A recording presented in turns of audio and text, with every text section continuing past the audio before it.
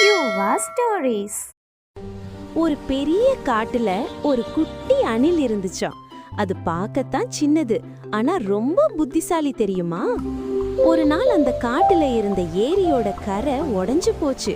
தண்ணி எல்லாம் வீணாக போயிட்டே இருந்துச்சு. இத பார்த்த யானை அங்கிள், நான் பெரிய கற்களை கொண்டு வரேன்னு சொன்னாங்க. கரடி அங்கிளும், நான் மரங்களை இழுத்துட்டு வரேன்னு சொன்னாங்க. ஆனா நம்ம குட்டி அணில் மட்டும் அமைதியா யோசிச்சுது. இத சரி பண்ண பெரிய பலம் வேண்டாம், சின்ன சின்ன ஓட்டைகளை சரியா அடைச்சாலே போதும்னு நினைச்சுது. உடனே அந்த அணில் குட்டி சின்ன கற்கள், மணல் எல்லாத்தையும் எடுத்துட்டு வந்து அந்த துளைகளை அடைக்க ஆரம்பிச்சுது. இத பார்த்த மத்த விலங்குகள் எல்லாம் முதல்ல சிரிச்சாங்க. ஆனா அணில் அடைச்ச இடத்துல இருந்து தண்ணி நிக்கிறத பார்த்த உடனே அவங்களுக்கு ரொம்ப ஆச்சரியமாயிடுச்சு. அப்போ யானை அங்கிள் சொன்னாங்க, இந்த வேலைய அணில் தான் சரியா செய்ய முடியும்னு. அப்புறம் எல்லாரும் சேர்ந்து அணில் சொன்னபடியே செஞ்சு கரைய சரி பண்ணிட்டாங்க.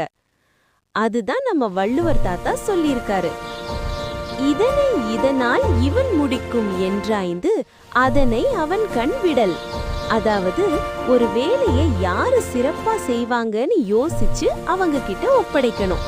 நம்ம குட்டி அணில் மாதிரி திறமை இருந்தா சின்னவங்களாலையும் பெரிய காரியத்தை செய்ய முடியும்.